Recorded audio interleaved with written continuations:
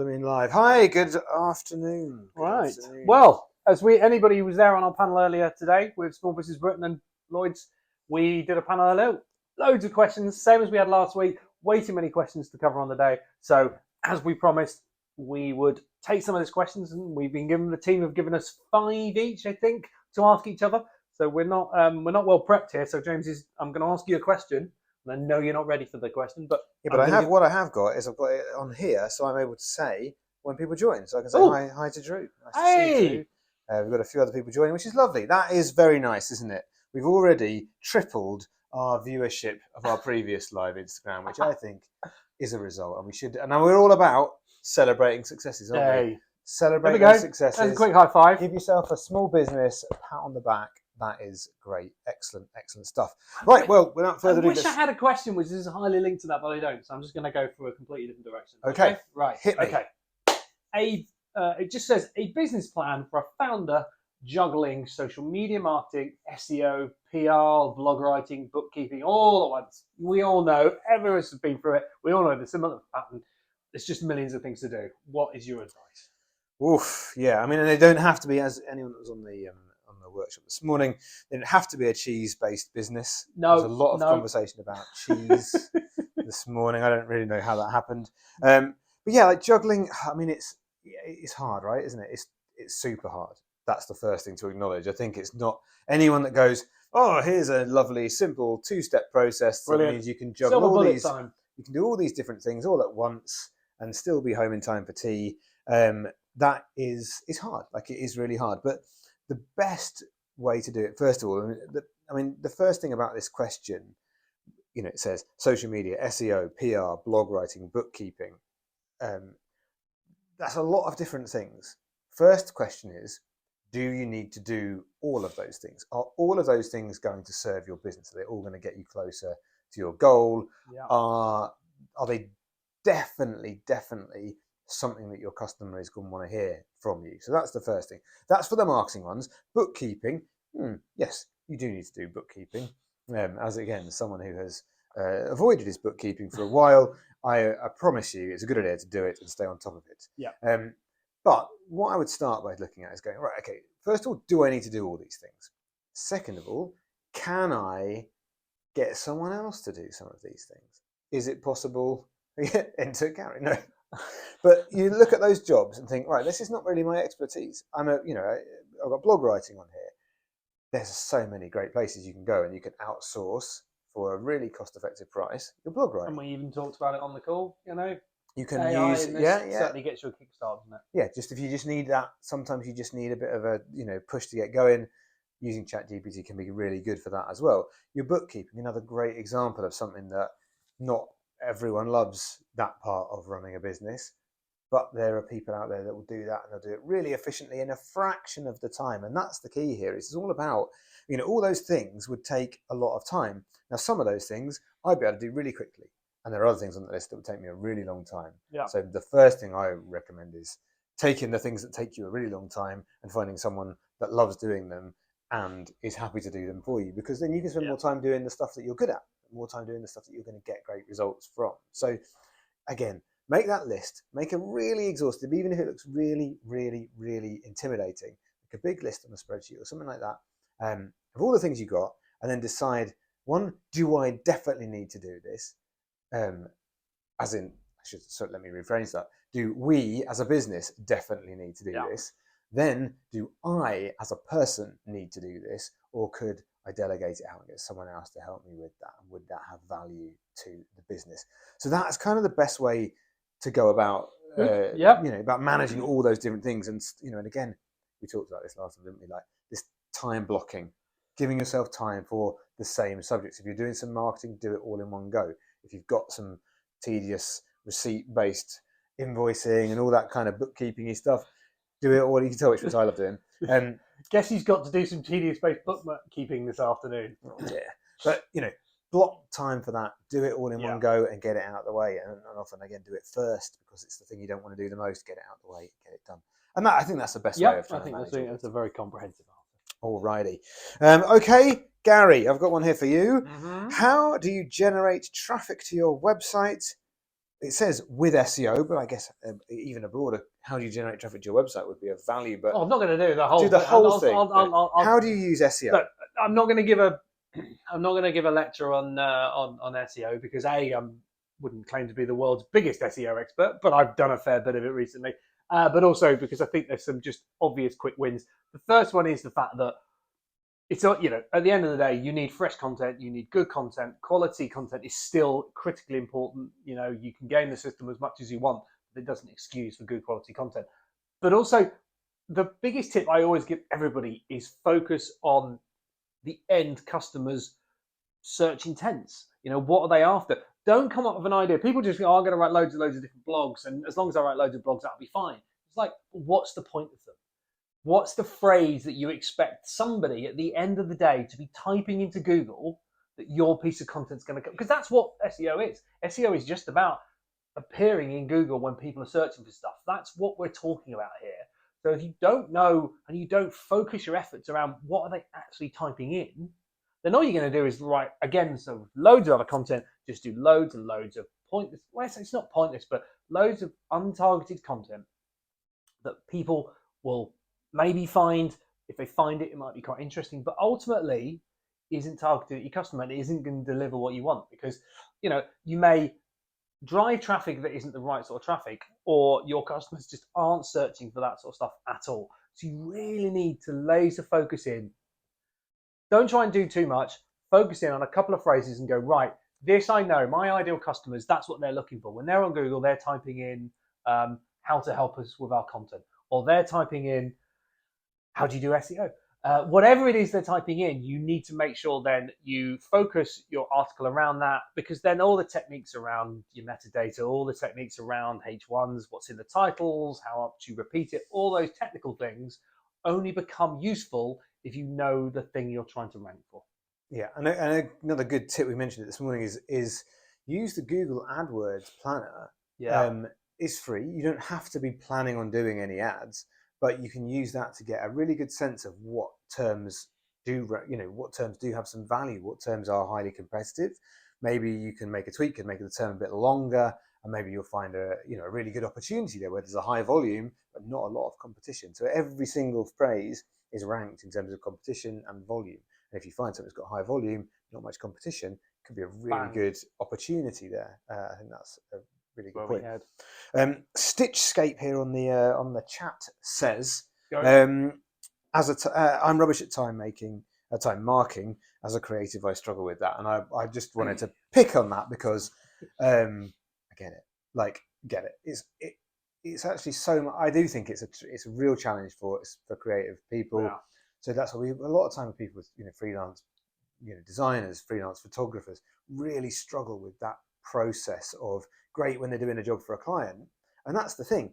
Oftentimes they're fantastic at blocking out time to focus on a job for a client, but it's then blocking out the time to do the other things. And that's a job, we always share the mistakes that we made in our careers. And I think that's probably one of the biggest mistakes I made when I first started my marketing agency, was that I thought, well, I've got to do everything. I need to save some money. I need to not spend too much. So I'm going to do everything myself.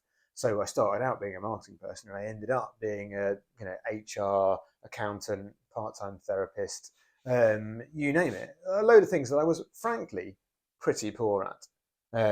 Not as good as you could have been. I wouldn't say poor. Maybe. But so that's what, again, to try and do that, try and first of all treat yourself like you're a client. Absolutely. Put that in your time tracking, give yourself a time budget and use that as a way of managing your time as well. And when you accept that there are some jobs you're just not going to be good at. You're never going to be the best accountant if you're a really creative person. So get someone else, invest in that time, and knowing that you'll be able to put that time into a different job that you're definitely going to get more return on. So I just want to touch on that. Brilliant. I like a bonus question. Right. Then what have you got for me? I've got one. Okay. Oh, didn't plan this. This is all, I think you're following on here. How to balance the workload. There's only one me, and I can't afford help yet, but need someone to bounce ideas off. And it's actually that last bit, I think, maybe touch on that. Someone else to bounce ideas off, because being a solopreneur is such a difficult thing. Like the best thing about where we are now compared to maybe 5 or 6 years ago when we had our own separate businesses is the fact that we've got someone to work with on this. Yeah. I mean, I think it's absolutely crucial. I think having a kind of critical friend, someone that can hold you to account a little bit. You can have those conversations, and they can say, yeah, even if you're on your own, even when you start to employ people, you have other people in your team. But if you're the only one there, then there's a decent chance that people are going to probably agree with you, and that's just the reality of it. So having someone that you can say something to, and then not afraid to say to you, yeah, that sounds like a load of old nonsense. I think you're making excuses there for yourself.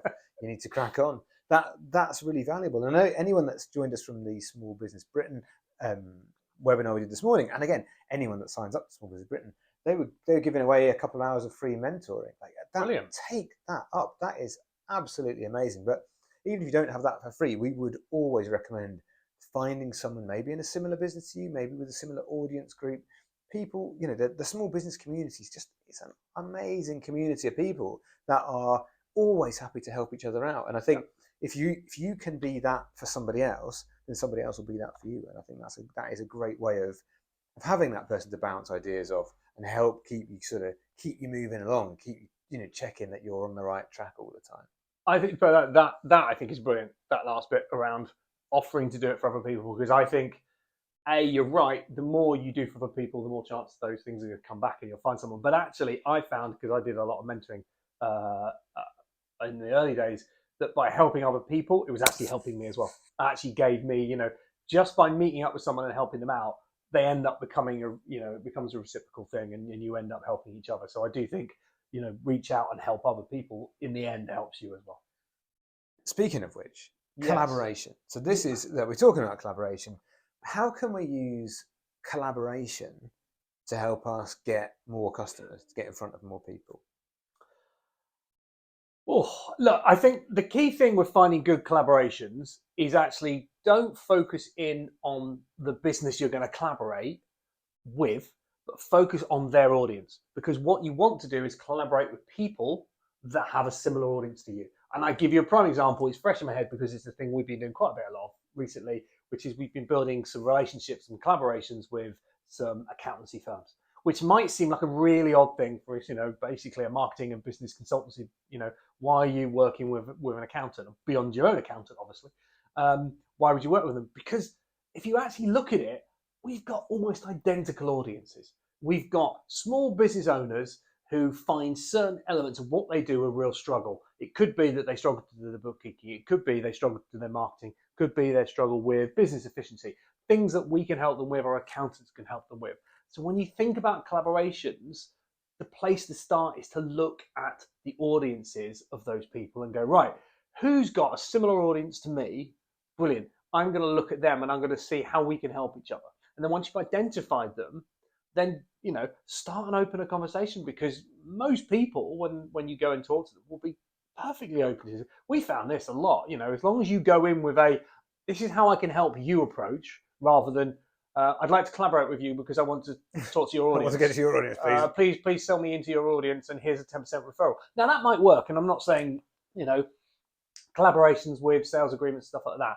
There's nothing wrong with that at all. But really, the best way to start these things is to go, right, I want the collaboration. You've got a similar audience to me. I'm approaching you, and I'm going to tell you how I think I can help you with your audience. And then if you do a successful job of that, there's a very good chance then that comes back and pays back for you. Yeah, we had another really good example with a beautician we were working with that was looking for more customers locally, and she identified that a lot of the people that she already saw went to this really specific boutique in her local town. So she just simply, again, figuring out that their audience was the same as her audience. There's no competition. They're not offering the same thing. So it's perfect for a collaboration. She went and had a chat to the owner, offered them some free treatments, gave them in return for putting some leaflets or some stuff in the bag with each new customer. Brilliantly, didn't it? And got great results with that. Yeah. And again, it's finding that it's the comparable audiences, and ideally where there's no competition, gives you a great opportunity. There are two businesses that for no reason do you think they should go together, but because they've got the same audience, it works. Yeah. Right. Am I asking you a question now? It's my turn. Where am I up to? Number 3 on the list. Okay. What are the key elements of effective branding for business growth? Ooh. You love a branding question. I do like a branding question. very keen on that. Not the way that they talk about branding in The Apprentice. It's a bit of a bugbear of mine. So I'm not talking. When we're talking about branding, we're not talking about the colour of your logo. We are talking about what people say about you when you're not in the room, the description of your business, and ultimately, I guess when we're talking about growth, that is kind of the difference. The people that are thinking about the colour of their logo and what font it uses, that you're not thinking about growth there. You're just thinking about what it looks like. When we talk about a brand, we're talking about something that's going to be scalable, something that we want people to discuss without us. So the key elements to a really successful brand are one, it needs to be distinctive. It needs to be something that isn't the same as lots of other people have. And again, not just the logo, but what your business is all about, what it means, how you identify that whole point. And we've got a little equation that I'll run you through in a second for how to create that distinctiveness. Then it needs to be future facing. It needs to be something that is not just where you are today, but where you're going to be in the future. So you don't have to just focus purely on where you are right now. And then finally, it needs to be relevant. It needs to be something that people actually want. The amount of times people create this idea of a brand for a problem that doesn't really exist, or a solution to something that isn't really a problem. This is often the case where you create a really amazing brand, but actually it's not relevant. People don't really want it. So that's an issue. But again, in order to create that distinctiveness, we always encourage people to think about what it is you do, what specifically you do for your customer, who that customer is, the specific audience type, and then how you deliver it, which is that's usually the secret sauce, and that's usually the special bit that you offer. And then finally, focus on yourself, focus on your identity, your history, your story, your experience. Even things that people don't think are relevant sometimes become super relevant, because we're all trying to connect with somebody, and your brand is your story. Your brand is everything that you did before you set up your brand, everything that's happened whilst you've been running it. All of that stuff is so important. So when you're thinking about that, bring all those things together, and then again ask yourself, when I'm not there, if people are talking about my business, what do I want them to say? How do I want them to describe us? And that really is ultimately your brand. And if you can get to the point where people say about you what you want them to say, then you've got a brand that is ready for scale. That's going to grow. Nice. All right, Garry. Yes, James. Well, this sounds good actually, and I'd quite like to know the answer to this one as well. Building passive income streams. Where to start? I wouldn't mind a couple of passive income streams. How can we get some of those? Passive income streams. Yeah, the ultimate silver bullet. Yeah. Okay. There's this little device, and this is a real. Listen, come in closely because no one's heard of this. Okay. Google. It's an amazing thing. You should try it out. Essentially, I'm being flippant because there's no such thing as where do you start passive income? Oh, it's this. This is the answer. Go ahead and do it. The reality is there's two things to do. Okay. One is Google passive income. Trust me, there's billions of ideas in there. Have a look through that list. Find the one. And this is the most important thing. Find the one that you actually care about and have a bit of a passion for. Because, let me into a secret, okay? There is no such thing as purely passive income.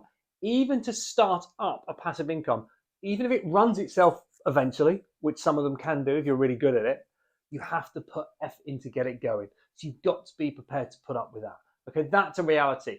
If anybody actually genuinely thinks there is just there are these 5 passive incomes that require no work to get started and will make you money straight away, if that were really true, everybody in the world would be doing it, and they're not. And that's because it doesn't exist. Because every single form of passive income, I'm sorry to disappoint you. Are you sure? Because if I go through my Instagram feed, I know there's a lot of people. There is a lot of people doing. They've got one. Yeah. So, but let me tell you a little thing about those people. The internet isn't always true, and Instagram in particular has a lot of lies in it. But most importantly, yes, some of these things work brilliantly well, and we've done a few of them ourselves, and we've had success with some and not success with others. But you have to put the effort in up front to get it going. That's the whole point. Passive income is about creating something that you can then automate and generate money from going forward. That's what passive income is about. It's very different from a side hustle. Side hustle is a thing that you do actively have to be quite involved in. But if you're looking for a passive income and you're looking for that silver bullet, the answer is there are billions of ideas. Look at the different ideas, put in search terms of things you have a passion for. So for example, for a period of time, we did some side hustles around writing articles because we just enjoyed doing some writing for a period of time. That's fine. Go and look for something you have an interest in, because if you don't have an interest in it, that passive income soon dies off, because you have to nudge it every now and again. You have to touch base. You have to do little things. You have to get it started. And if you really want to make passive income work, then pick something that you actually care about. I want to call them passion projects that can eventually lead into passive income. All right. Yeah. Yep. Good. Let me What's find next? you. What's Let me find you. next? I'd like to improve growth with minimal marketing budgets, please. How do I do that? Oof. That sounds good as well. Yeah, I'd like to see that too. No, I'm not going to say just Google it. That's a bit of a cop out. No, I'm kidding. No, look, this is the thing about big businesses. Big business can afford to apply a sort of scattergun approach to marketing a little bit more. Now, oftentimes it's still very, very targeted, but you can afford to lose a bit of money. We can't. As small businesses, we can't afford to be wasting money.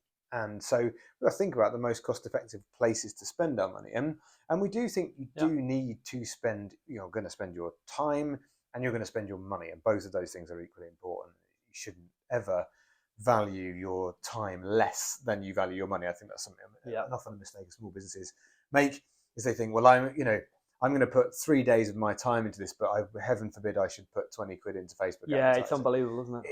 You really need to think about the value of your time. It's so important. But I would say, first of all, focus on your ideal customer, on what it is that makes you special and who that ideal customer is. And when you've got that really clear view of your ideal customer, that does allow you to then target them much more efficiently on platforms like Meta, whether it's Facebook, whether it's Instagram.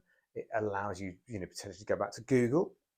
Again, another great way of making your money go a bit further is set up that Google AdWords account, and it's a really good chance in your email the very next day you'll be sent 400 quid's worth of free advertising. Yeah. You might have to spend a bit to get that free money, but it's going to make your money go a lot further. Now, there's a sort of sliding scale, isn't there? Like Facebook, Meta, cheapest, Google Ads, a bit more expensive. Then obviously you get into the bigger things like outdoor and other stuff like that. But again, the more you think about your customer, the more you're able to think, where am I going to insert myself into their day? Think about other local opportunities as well. Great. Even if you're not a local business, but if you are a local business, this is especially relevant. You find those places where your customers go and have a conversation with people there and say, hey, we worked with a personal trainer who knew that his customers went to a certain car wash, and he went to that car wash and he said, yeah, you've got a big wall over there. Can I put something on this wall, please? They said, yeah, a couple hundred quid. And they said, yeah, that sounds fine. And he got loads of customers on the back of that. So it's still one of my favourite examples. It's great. It's just because it really highlights how important it is to not just think about your customer in relation to you and your business. When you start thinking about your customer as a real person that does real things, that has a family, that goes to work, that goes to other places, that looks at other websites, once you start thinking about them like that and listening to podcasts or whatever, then that allows you to insert yourself into their story, and then ultimately to help attract them to your brand when you do that. So I find that to be the most cost-effective way to really nail that down, and then use the frankly really, really advanced targeting methods on platforms like Google and Meta to be able to target those people really specifically. All right. What have you got? Next up, how to unjumble the ideas. I've so many ideas and things I want to do for the business. How do I prioritize?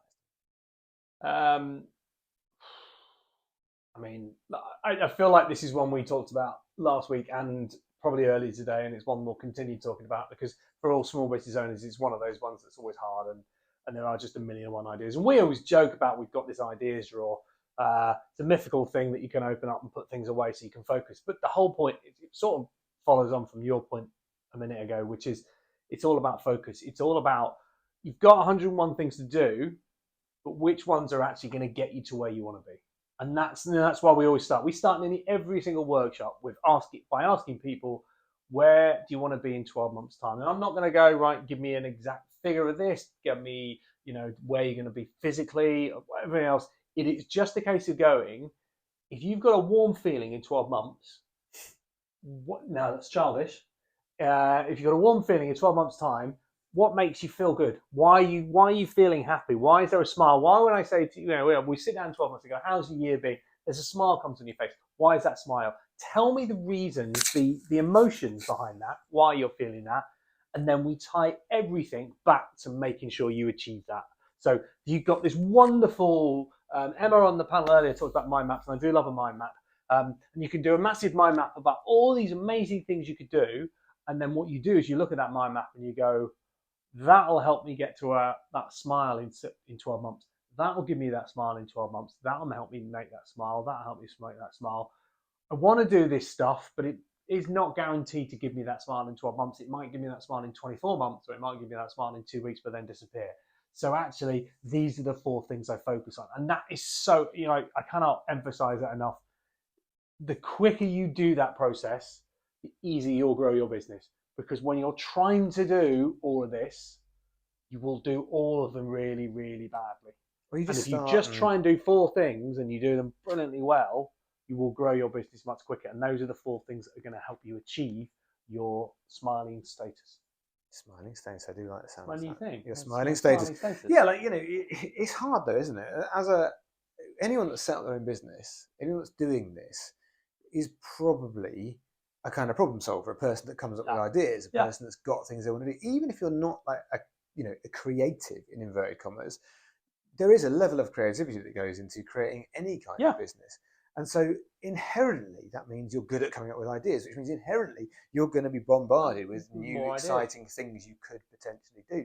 So the sooner you do learn to kind of say no to stuff, put them in the ideas drawer, save them for a rainy day, come back to them later, the better. Because I'm absolutely guilty of starting lots of things that I thought would be a great idea, and just not really. You don't really give them a chance to succeed because ultimately you don't really finish them. You just dabble, and that's the kind of dabbling is the worst thing you can do in a small business. You need to commit. You need to pick a couple of things and really commit to them first. I love the just say no thing, by the way, which and unfortunately in my head, which is definitely aging myself, I immediately thought of Grange Hill, which only some of you will understand that quote, but just say no, Grange Hill. That came into my head. Right, I've got a final question for you. Struggling with rebrand. Oh, okay. I know my tone of voice and how I want the company / brand to be perceived, but struggle to convey this. Okay. That's good. Good. Well, that's the first not good. bit. It's bad. No, that's bad. But the good bit is that you've understood what you want your brand to convey. That's like the most important thing. A lot of people don't really think about that. Understanding your tone of voice, also a really, really important part of identifying what your brand is all about. So how do you get the message out there? Well, that's how do you convey that? Now, when you say, are you struggling to convey this, is that struggling to convey it, visually through a brand design, logo, website, all this kind of stuff? Is it struggling to convey it via social, that kind of thing? I'm not, not entirely sure. But I guess what I would do is, first off, do that marketing strategy. And when I say a marketing strategy, I don't mean a big, long, mega document. I mean a very simple, who's your customer? What makes you special? What's the detail of who you're trying to talk to?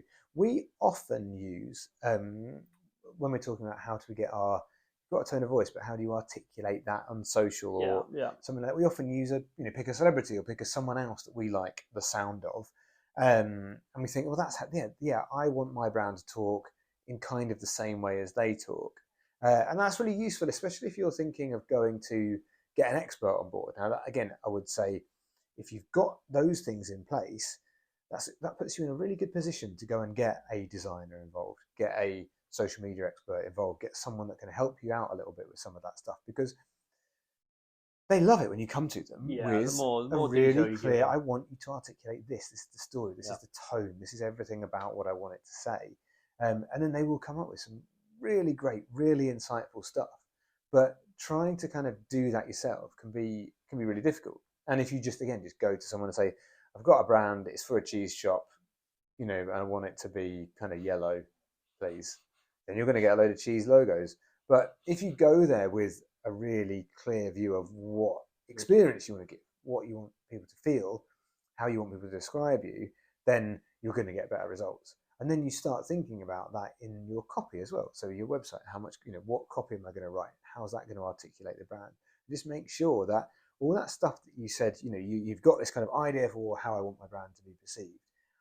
Make sure it's written down, put it on the wall, have it somewhere all the time, and then ask yourself every time you read a piece of your copy, every time you see a photo that you've taken or someone's taken for you, every time you see a social media post, everything, does this articulate that message? Does it link back to that brand, or did I just kind of rush it to get it out? That's key. Every step of the way, the packaging, your product, your service, every interaction with your customer should reiterate that brand message. And that's how you get the word out, just by doing it, by living the brand constantly. Okay. All right. Room for one more? One more. How to be visible on eBay or craft, eBay for craft when there is so much competition. That is fair and a challenging one. Sure. We've done whole webinars with eBay on this very subject. I'll give you there's loads of answers in terms of technical ways of standing out on eBay itself, but I'll give you the answer that's outside of eBay that eBay always tell people. It's the reason why they bring people like us in to help their audience, which is eBay is a massive audience, but eBay is doing its own marketing, it's driving traffic. The best way for you to get customers on eBay is to drive your own customers to your store on eBay.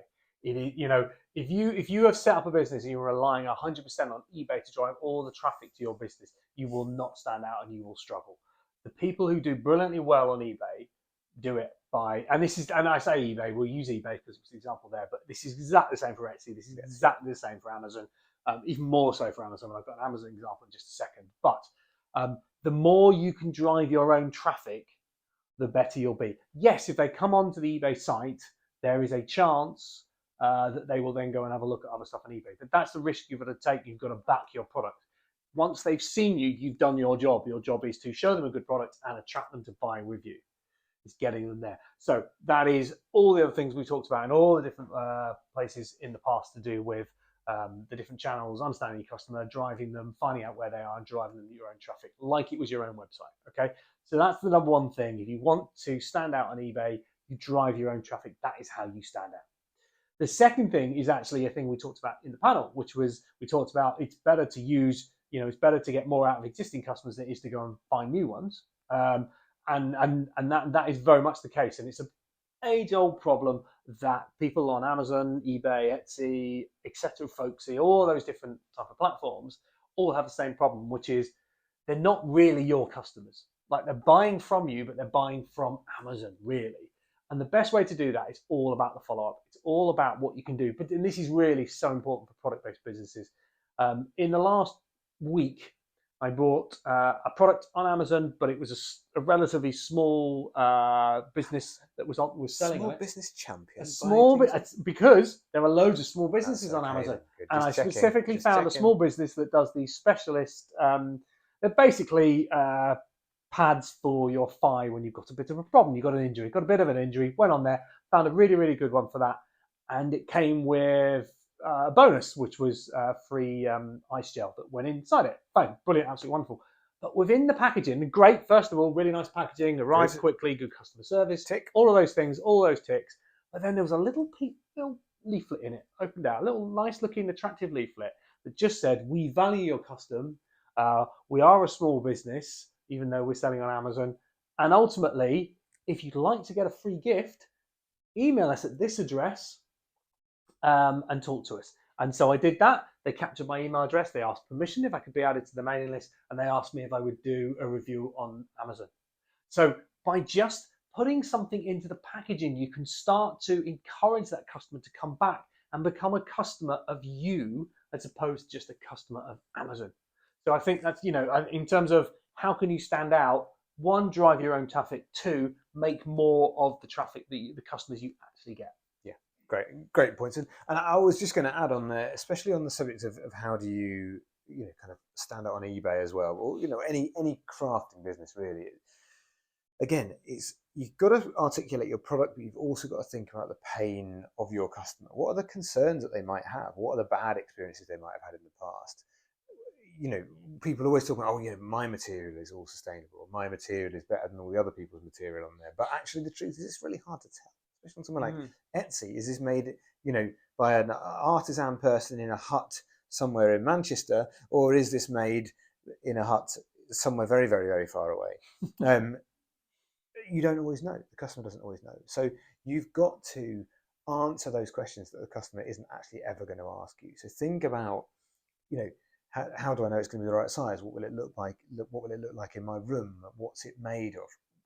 Can I tumble dry it? Whatever those things may be, think about all the questions that your customers might potentially ask and give them the answer before they ask you. Because again, if someone is presented with 4 or 5 products that are craft-based products, maybe they're ideal gifts or something like that, the customer is going to pick the one they feel most confident is going to deliver a great experience, the one that they feel they know the most about.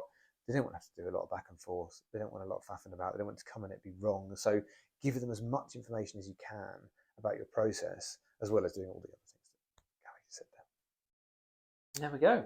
That's it. Quite a few questions. Quick half an hour. We're going to try and do this every week, actually, as our plan. So if you've got more questions, if anyone sees it and they've got other questions, then send them our way. There were still quite a few leftovers we didn't cover, so we can cover those again in the future. But we just, again, we like to help where we can, share some of the silly mistakes we've made along the way, and stop other people making some of those. That is the goal. Silly mistakes. So any questions, send them in. But in the meantime, please do give us a follow. We really appreciate that. If you haven't already followed us, we would love that very, very much indeed. Otherwise, we will catch you on the next video. See you soon.